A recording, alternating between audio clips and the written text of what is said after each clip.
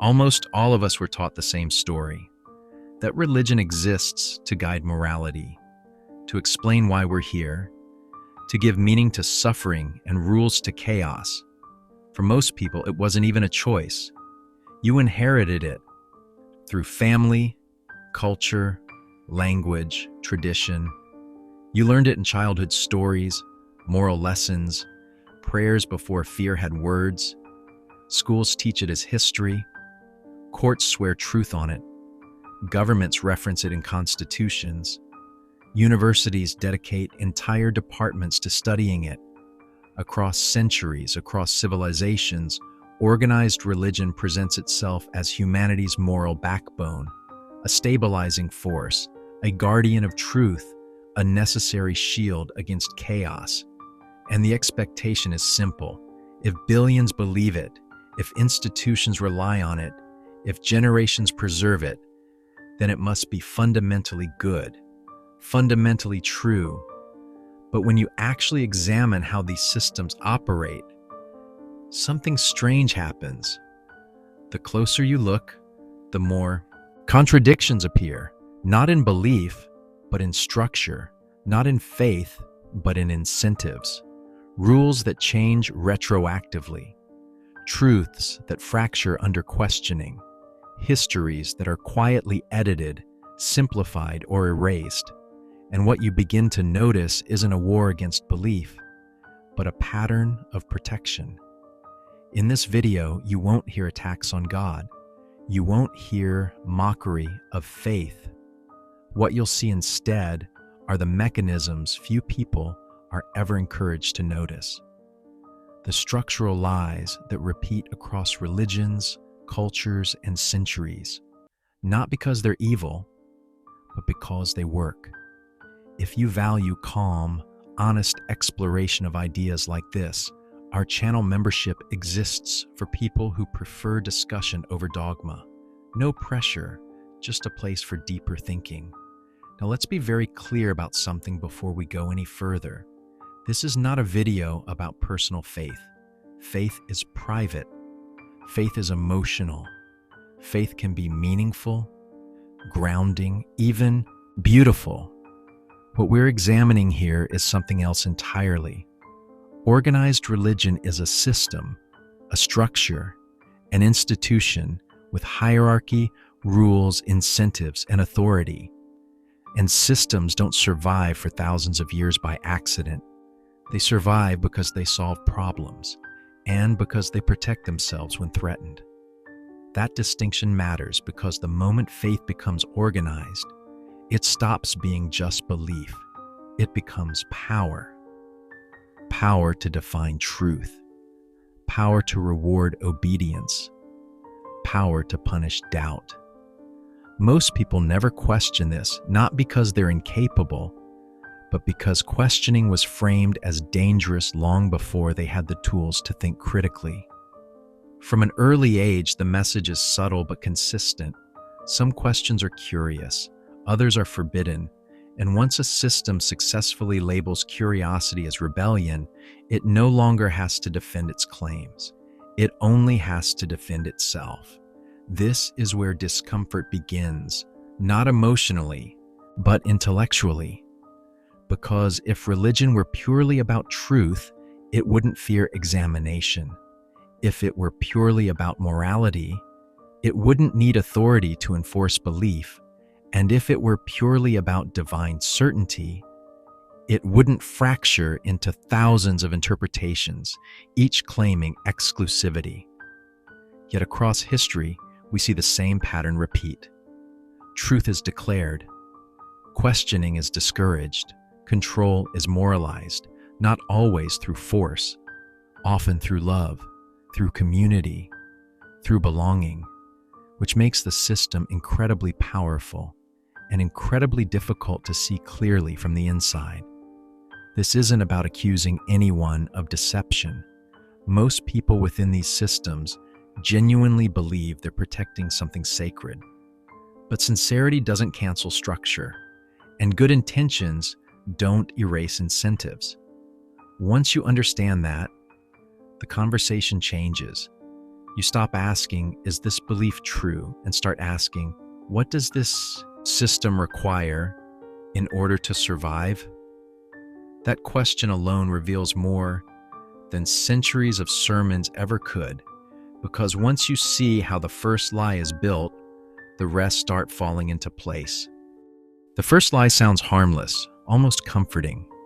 That religion exists to preserve truth, not opinion, not interpretation. Truth with a capital T. Truth that is said to come from something beyond human error, beyond time, beyond revision. And on the surface, this makes sense. Every organized religion presents itself as a truth system. Sacred texts are described as final. Doctrines are framed as eternal. Beliefs are positioned as answers, not hypotheses. But here's where the first crack appears. Truth, by definition, is something that survives examination. It doesn't fear new information. It doesn't collapse when knowledge expands.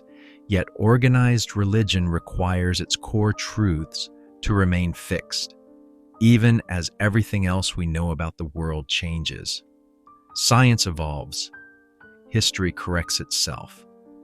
Medicine revises what it once believed with confidence. Religion, however, cannot afford that luxury, because the moment a doctrine changes, it stops being divine certainty and becomes human judgment. This creates an impossible tension. A system claiming access to ultimate truth, operating in a world where understanding constantly grows. And when those two collide, truth isn't what adapts, interpretation does. This is where the second lie quietly emerges, that there is one clear, unified truth within each religion. In reality, the opposite is true. Within the same scripture, written in the same language, worshipped by the same community, you find thousands of interpretations, often mutually exclusive. Different sects, different schools of thought, different moral conclusions, each one claiming divine backing, each one insisting the others are mistaken. But here's the question no system likes to ask out loud. If truth is divine and unchanging, why does it fracture the moment humans try to understand it? The usual answer is that humans are flawed, limited, fallible. But that explanation creates another problem. Because if human interpretation is unreliable, then no human institution can claim certainty. And organized religion is, at its core, a human institution. This brings us to the third lie, that when conflicts arise between belief and evidence, truth is what decides the outcome. History shows otherwise. When new information challenges doctrine, the response is rarely revised. It's a reinterpretation, reframing, selective emphasis. Passages are recontextualized. Metaphors suddenly appear where literal truth once stood. Silence is explained away. Not because the system is malicious, but because it must remain intact.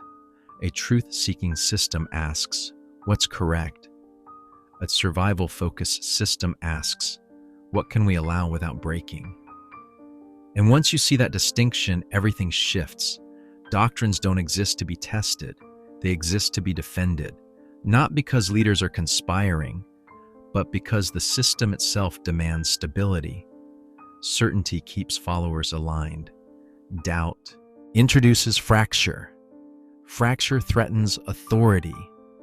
So truth becomes something to be guarded, not explored. This is why questions are often welcomed, right up until they reach the foundation. You can ask about rituals, about history, about symbolism, but question the core claim, and the tone changes.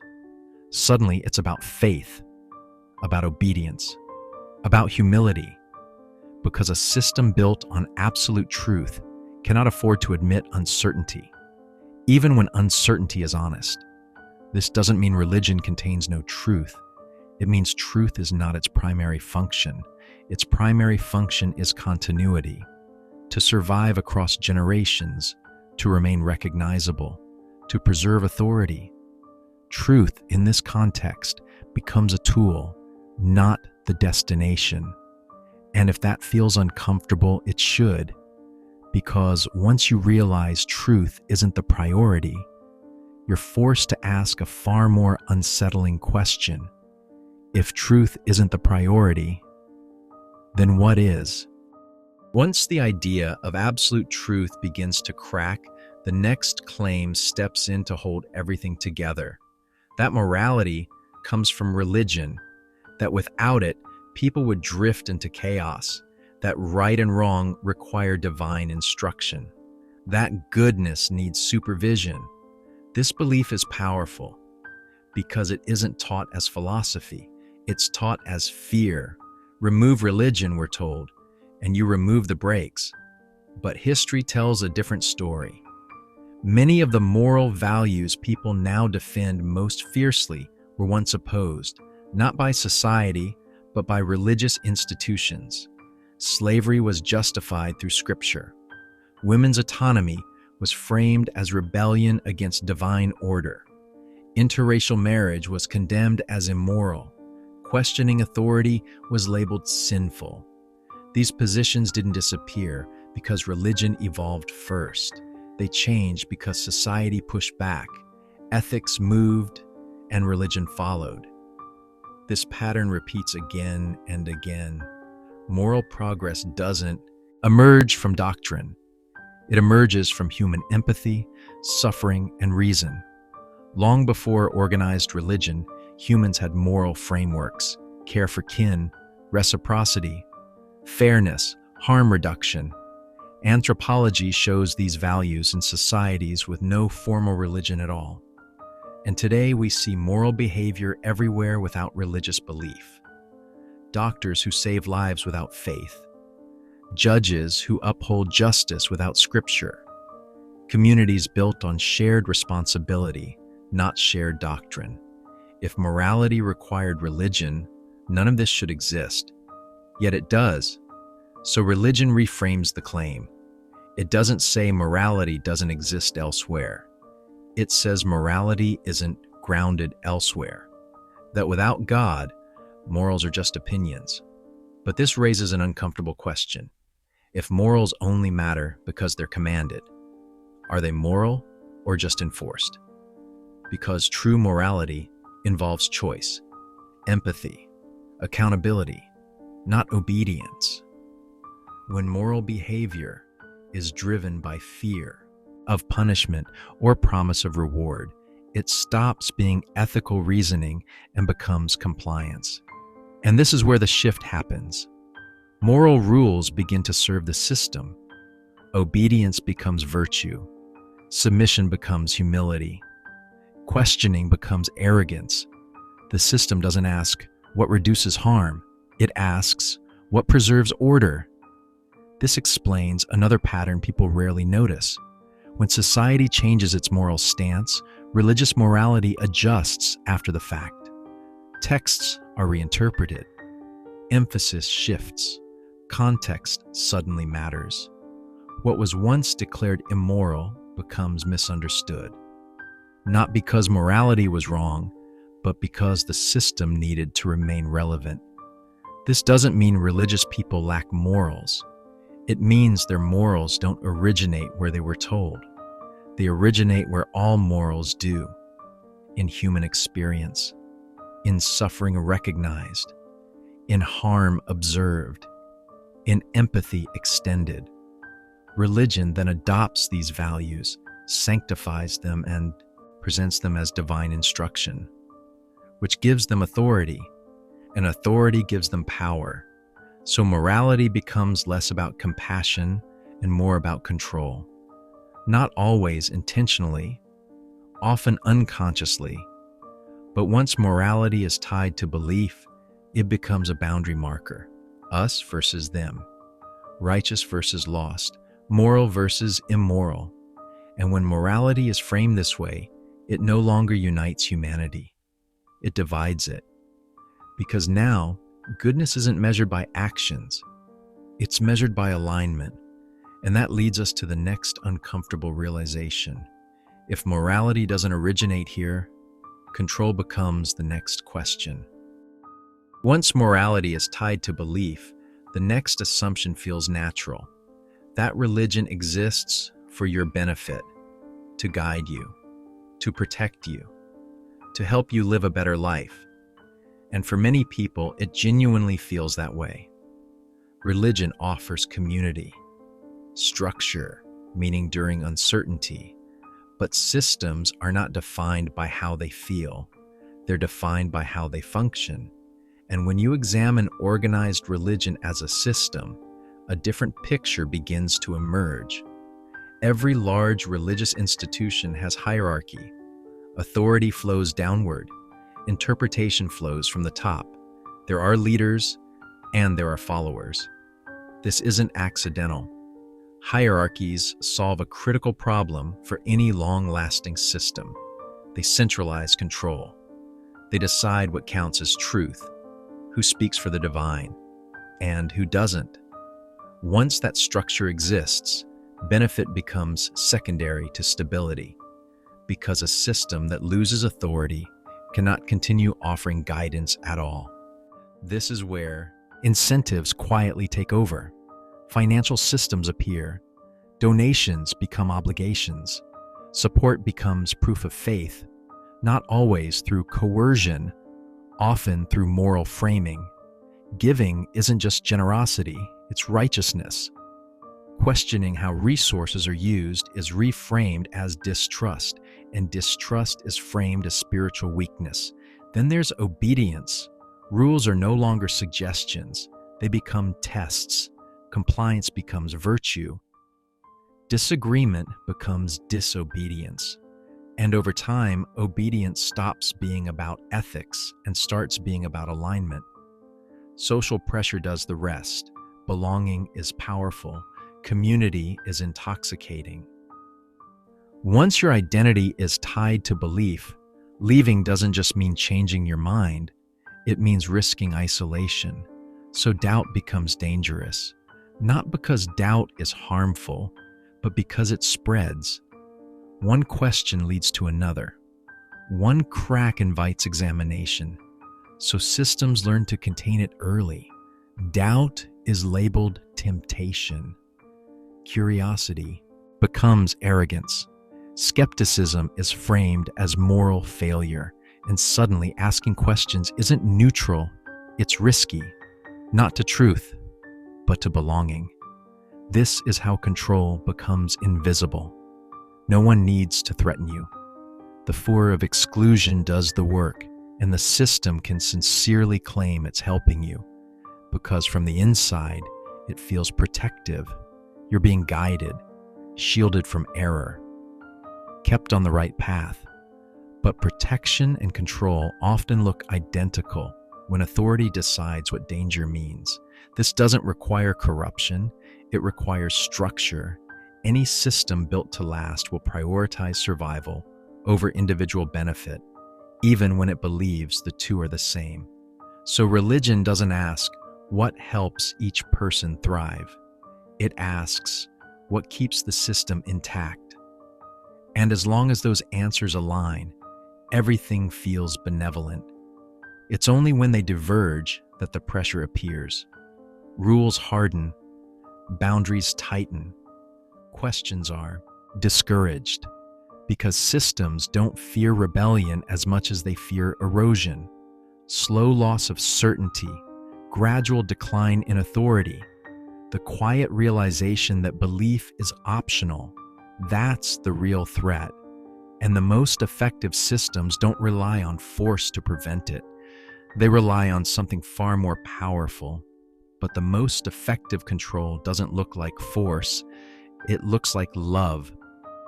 Once love becomes the mechanism, doubt becomes the enemy. Not openly, not violently, quietly, psychologically. The lie is simple and deeply effective. That doubt is dangerous, not just intellectually, but morally. You're not just wrong for questioning. You're weak, prideful, corrupted. From early on, the message is reinforced. Faith is virtue, Certainty is strength. Questioning is failure. So doubt isn't treated as curiosity. It's treated as a flaw in character. And once doubt is moralized, it no longer needs to be debated. It needs to be suppressed. This is where the emotional cost appears. Fear of being wrong, fear of disappointing family, fear of losing community, guilt for even thinking the question, shame for not believing hard enough. Isolation becomes internal long before it becomes social. You learn to self-censor, to correct your own thoughts, to push questions away before they fully form, not because someone is watching, but because you've been taught to watch yourself. This kind of conditioning is powerful because it feels voluntary. You aren't being forced to believe. You're choosing to silence yourself. And the system benefits quietly. Questions die before they spread. Doubt never reaches the surface. Certainty remains intact, not because it's true, but because it's protected. This is the crucial distinction most people miss. Systems that value truth encourage questioning. They welcome challenge. They refine themselves through criticism. But systems that punish questions aren't defending truth. They're defending authority. And authority depends on emotional loyalty. That's why doubt is framed as betrayal. Why leaving feels like abandonment. The emotional language is intentional, even if no one consciously designed it that way. Because fear is more effective than argument, and guilt is more reliable than evidence. Over time, this creates a deep internal conflict. You sense inconsistencies. You notice contradictions, but acknowledging them comes with a cost. So the mind adapts. You compartmentalize. You rationalize. You avoid certain thoughts entirely, not because they're false, but because they're dangerous to hold. This is how intelligent, ethical people remain inside systems that no longer make sense to them. Not through ignorance, but through emotional conditioning. And this is why leaving is so difficult. It's not the loss of belief that hurts the most. It's the loss of identity. The fear that without certainty, you'll be alone, unguided, unprotected. Which brings us to the most unsettling realization. If doubt had no power, it wouldn't be feared. If questions were harmless, they wouldn't be punished. The system reacts not because doubt is dangerous, but because it's contagious. And this leads to the most unsettling realization of all. This is the final barrier, the one that keeps most people from ever leaving. The fear that without religion you lose everything: meaning, morality, community, purpose. You're told that belief is the foundation holding your life together. Remove it, and everything collapses. But this fear doesn't come from reality. It comes from design. Because when identity is built around belief, questioning doesn't feel like exploration. It feels like self-destruction.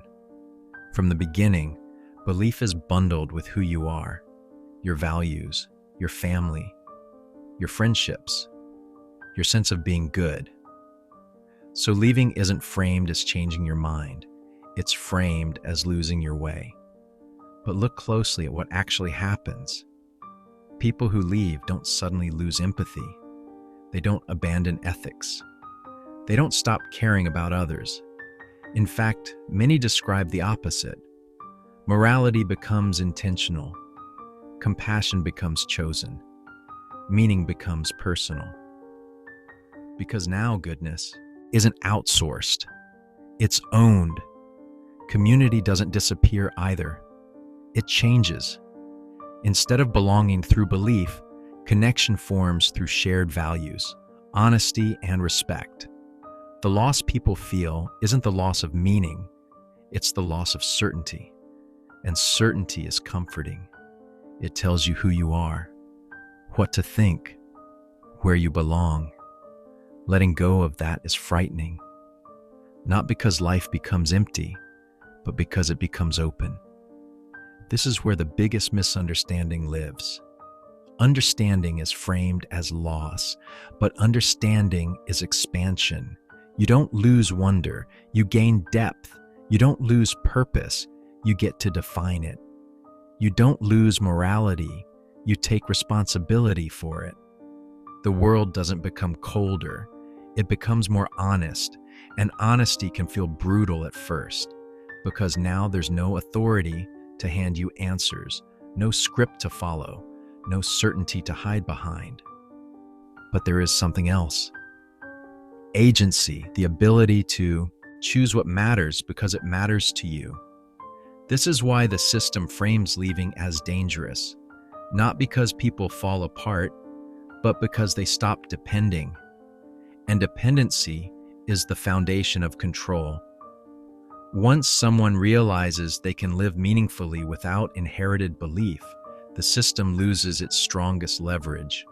Fear no longer works. Guilt loses its grip. And what replaces them isn't chaos, it's clarity. That doesn't mean the journey is easy. It means it's real. Which brings us to the final question. What happens after you see all this is the real question. So what does all of this actually mean? It doesn't mean religion is evil. It doesn't mean believers are foolish. And it doesn't mean faith has no value. What it means is simpler and more uncomfortable. That systems should not be confused with truth. Most people inside organized religion are sincere. They're seeking meaning, stability, connection. And for many, religion genuinely provided those things at a certain point in their lives. There's nothing shameful about that. What becomes harmful is when questioning the system is treated as a moral failure, because curiosity is not corruption, doubt is not decay. They are signs of a thinking mind trying to reconcile belief with reality. This video was never about telling anyone what to believe. It was about separating belief from structure, separating personal meaning from institutional control. You can respect people of faith without protecting systems from scrutiny. You can value tradition without surrendering your ability to think. And you can question deeply without becoming cynical or cruel. In fact, questioning is one of the most human things we do. Every advancement in knowledge began with someone asking an uncomfortable question. Every moral improvement began with someone refusing to accept that this is just how it is. Yet when it comes to religion, those same instincts are often shut down, not because they're dangerous, but because they're powerful. Understanding this doesn't require anger, it requires honesty, compassion for those who believe, and compassion for those who don't. Because most people didn't choose their beliefs, they inherited them. And most people who question aren't trying to destroy meaning, they're trying to find something that actually fits. If you felt uncomfortable watching this, that doesn't mean something is wrong with you. It means you're thinking, and thinking is not betrayal, it's growth. If you want a place where ideas like this are explored calmly, without hostility or certainty being forced, our channel membership exists for exactly that. People thinking together, not being told what to think.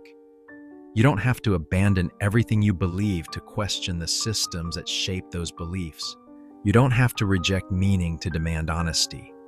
And you don't have to choose between faith and reason unless a system insists you do. That insistence alone tells you everything you need to know, because truth doesn't fear questions, morality doesn't require silence, and meaning doesn't collapse under examination. Only control does. The most powerful lie wasn't what you were told to believe. It was being told you weren't allowed to question it.